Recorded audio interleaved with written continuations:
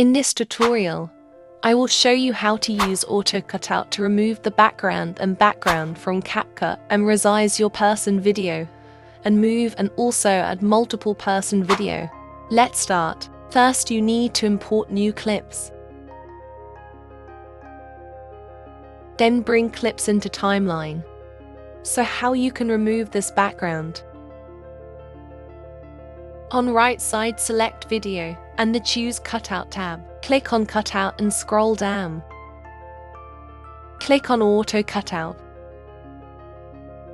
On top of the preview area, you will see Auto Cutout is going on.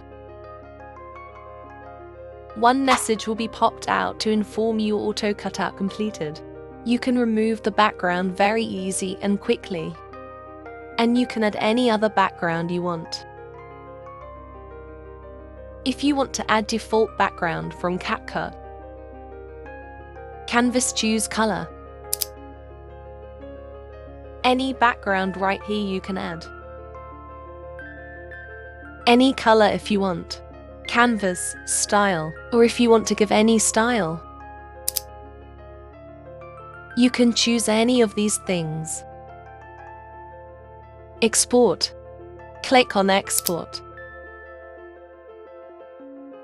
Resize and move. Go to Video Basic and scale change it to make this background removed video small. So you want to move it here, left to right and up and down. Add.